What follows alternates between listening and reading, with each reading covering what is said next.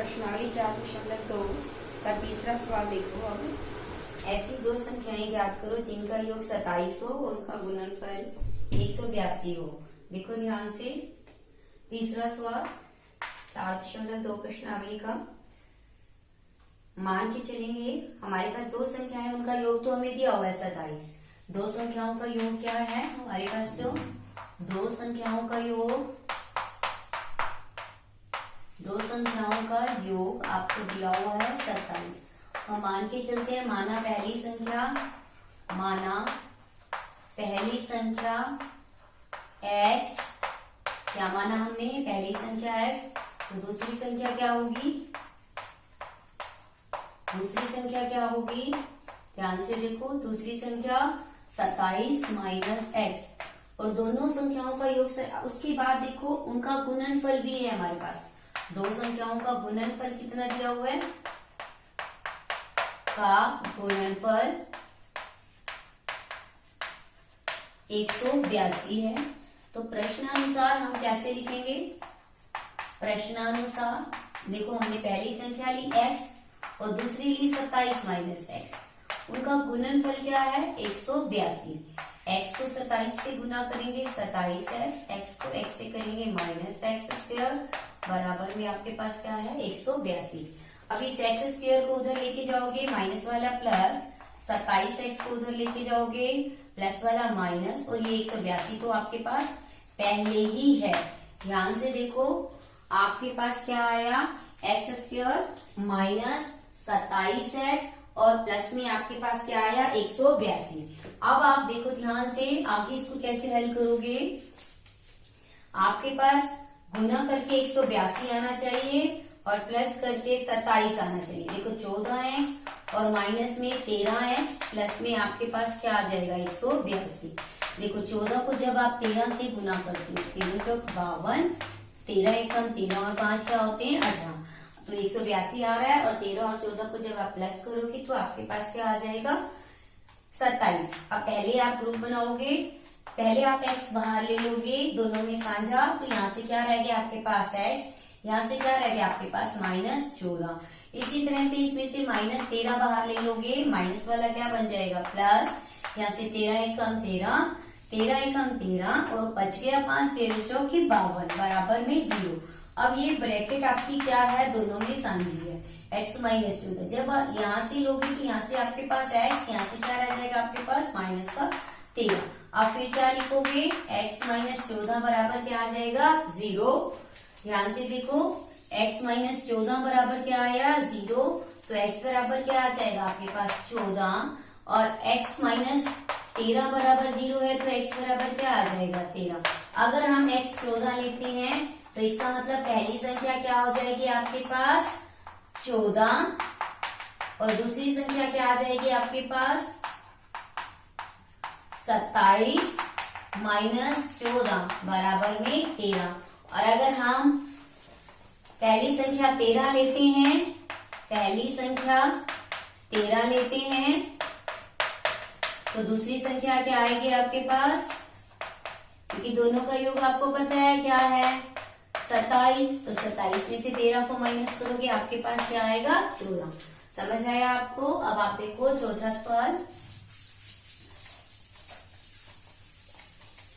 सवाल क्या है कि दो क्रमागत धनात्मक पूर्णांकों को ज्ञात करना है। वर्गों का योग आपको दिया हुआ है 365। तो हम मान के चलेंगे, माना पहला धनात्मक पूर्णांक बराबर में x, क्या माना हमने? x, और दूसरा क्रमागत मतलब क्रम से दूसरा गत, क्रमागत दूसरा धनात्मक पूर्णांक क्या होगा आपके पास?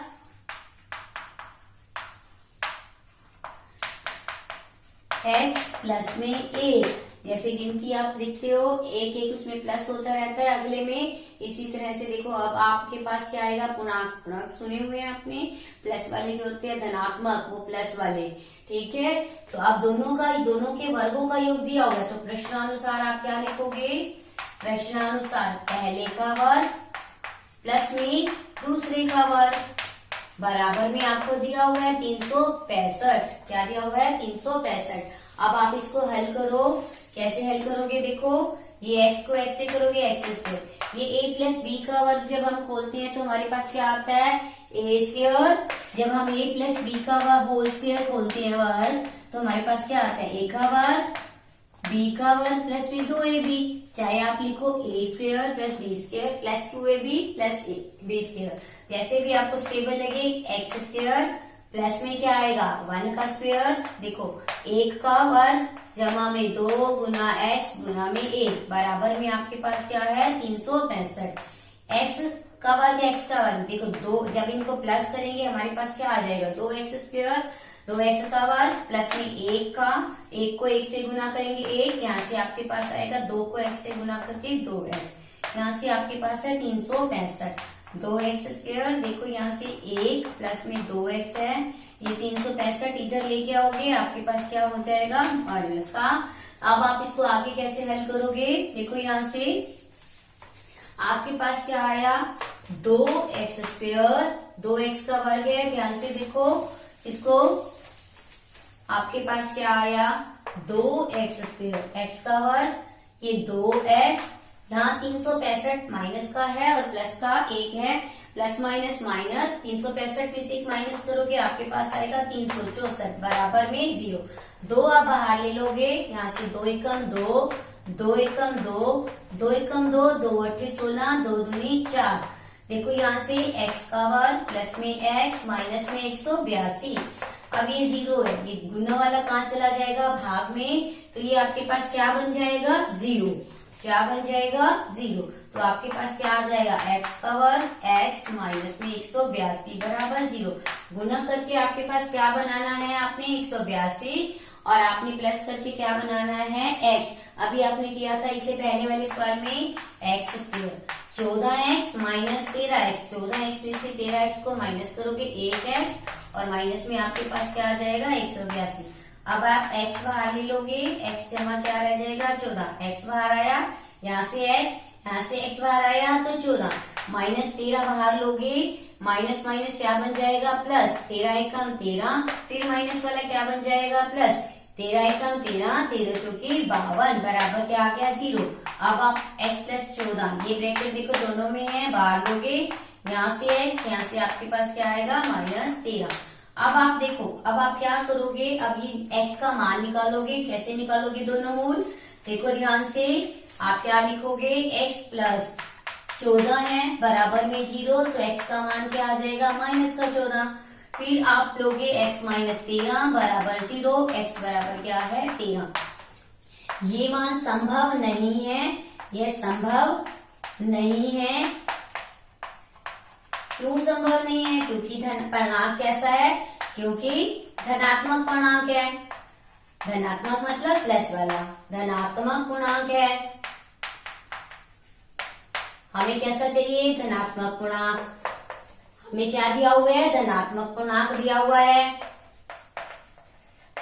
तो इसका मतलब x बराबर कौन सा होगा? 13। तो संभव मान कौन सा है? 13। संभव मान कौन सा है? संभव मान 13। तो हम क्या मानेंगे? तो इसका मतलब हमारा पहला पूर्णांक क्या हो गया? 13 और दूसरा पूर्णांक क्या हो गया? दूसरा पूर्णांक 13 जमा 1 14। ये आपका क्या है? आंसर, उत्तर। अब आप देखो 5वां सवाल, हमने 4था सवाल कर लिया। अब 5वां सवाल देखो। 5वें सवाल में हमारे पास क्या दिया हुआ है? एक समकोण त्रिभुज है, यह ध्यान से समझो। एक समकोण त्रिभुज है। समकोण त्रिभुज कैसी होती है? जिसमें एक कोण क्या होता है? 90 डिग्री का।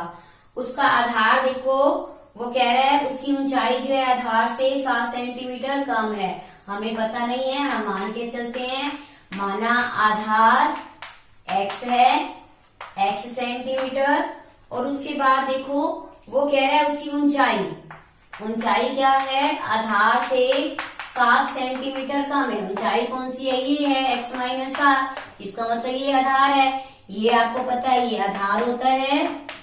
ये आपका 90 डिग्री का कोण, ये इसकी ऊंचाई हो गई।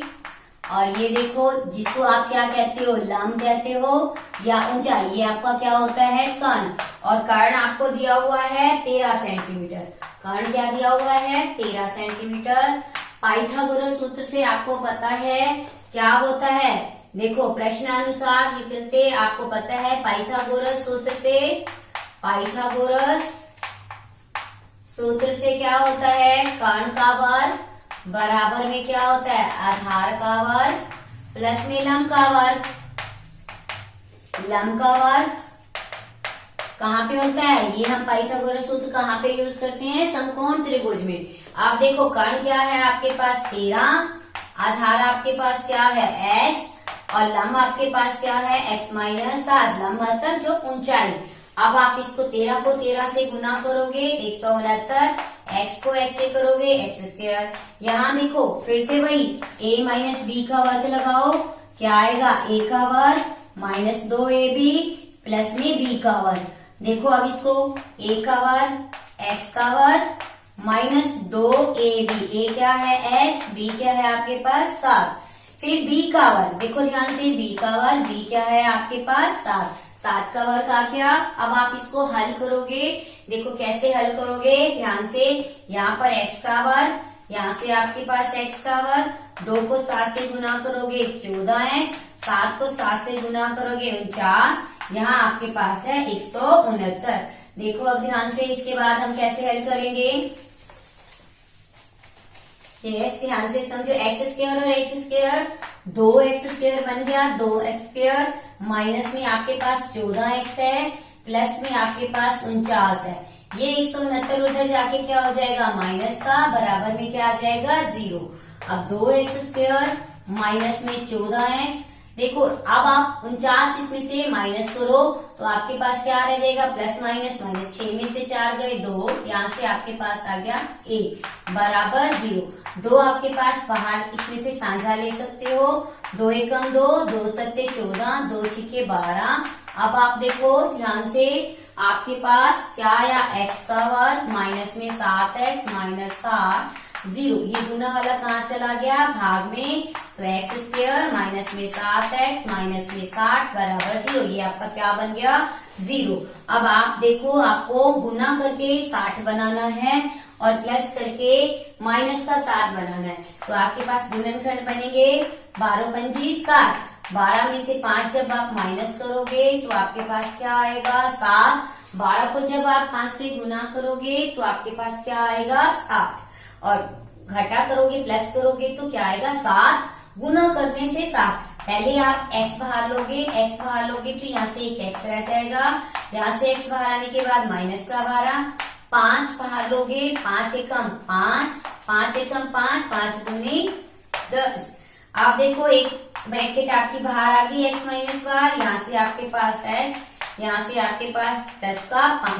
अब आप क्या करोगे, ध्यान से देखो आगे, अब आप x का मान निकालोगे। देखो पहले आपके पास है x माइनस 12, x माइनस 12 बराबर 0, तो x बराबर क्या आ जाएगा आपके पास 12, फिर x माइनस x प्लस 5 बराबर 0, तो x बराबर क्या आ जाएगा -5। यह संभव नहीं है क्योंकि यह ऋणात्मक है, माइनस वाला, यह संभव नहीं है क्योंकि यह ऋणात्मक है, क्योंकि यह क्या है, ऋणात्मक है, क्योंकि यह ऋणात्मक है।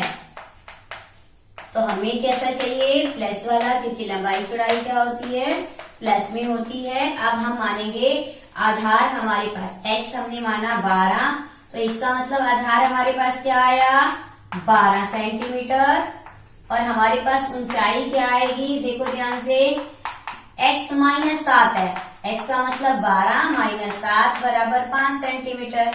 कर्ण आपको दिया ही हुआ था, क्लियर। अब आप देखो छठा सवाल,